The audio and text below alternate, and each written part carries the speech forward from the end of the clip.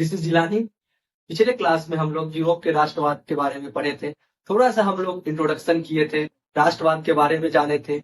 इस क्लास में, इस वीडियो में हम लोग यूरोप के राष्ट्रवाद के एक महत्वपूर्ण टॉपिक इटली के एकीकरण के बारे में पढ़ेंगे, जो कि बिहार बोर्ड के बच्चों के लिए बहुत ही ज्यादा महत्वपूर्ण है। और बिहार बोर्ड के दृष्टिकोण से बराबर इस टॉपिक से क्वेश्चन पूछे हुए जाते हैं। तो आज हम लोग इटली के एकीकरण के बारे में जानेंगे, उसके समस्याओं के बारे में जानेंगे, उसके समाधान के बारे में जानेंगे और जानेंगे किस तरह से इटली का एकीकरण किया गया, उसमें मेजनी के क्या योगदान थे, काउंट काउल का क्या योगदान था, कैसे जो है इटली जो एक बहुत सारे भागों में बटा हुआ राज्य देश, जो कि एक असंभव लग रहा था कि इटली का एकीकरण नहीं किया जा सकता है, लेकिन किस तरह से क्रांतिकारियों ने मिल करके, राष्ट्रवादियों ने मिल करके इटली का एकीकरण किया।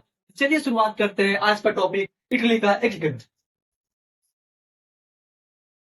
इटली का एकीकरण।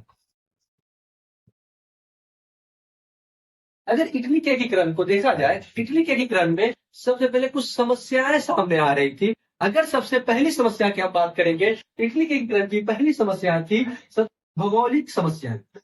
भौगोलिक समस्या। भौगोलिक समस्याओं में इटली कई राज्यों में या कई प्रांतों में बटा हुआ था। इटली कई प्रांतों में बटा हुआ।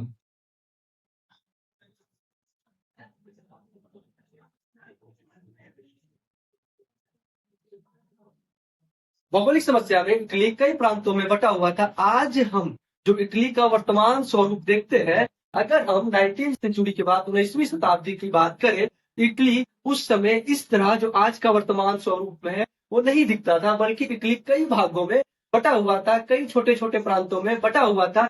इन सारे प्रांतों को एक करके इसको इटली का एकीकरण करना था। तो पहली समस्या थी कि इटली का कई प्रांतों में बटा होना, या भौगोलिक समस्या या भौगोलिक दृष्टि से इटली का बटा हुआ ना। दूसरी समस्या में देखते हैं, इटली पर विदेशी राज्यों का हस्तक्षेप।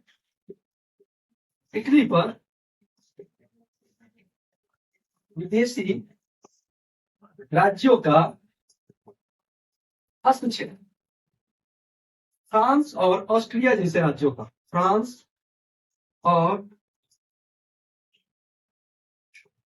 ऑस्ट्रिया जैसे राज्यों का, इटली पर फ्रांस और ऑस्ट्रिया जैसे राज्यों का हस्तक्षेप था, पूरे तरीके से प्रभाव बनाया हुआ था। ये भी जो है इटली के एकीकरण में विरोध के रूप में या इटली के एकीकरण के एक बाधा के रूप में सामने थे। तीसरी समस्या आती है पोप। राजधानी में पोप का प्रभुत्व।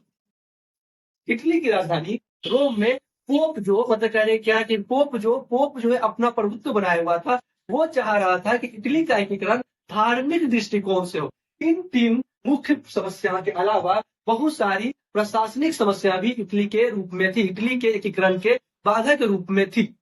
लेकिन इन सबों के बावजूद इटली का एकीकरण हुआ।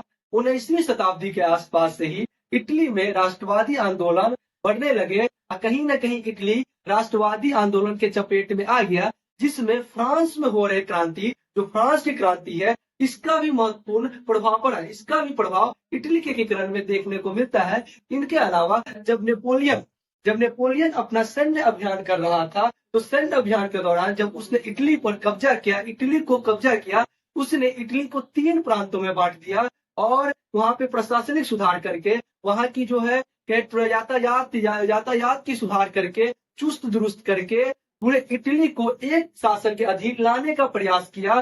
कहीं न कहीं ये जो कदम था, इटली को अप्रत्यक्ष रूप से एकीकरण करने की दिशा में लेके जाया जा रहा था। इनके अलावा जब वियना कांग्रेस हुआ, वियना कांग्रेस में इटली को 2 प्रांतों में बांट करके, सार्डान या पिटबॉन में बांट करके इटली के एकीकरण की दिशा तय की गई। यहीं से माना जाता है कि इटली के एकीकरण की एक दिशा तय हो गई।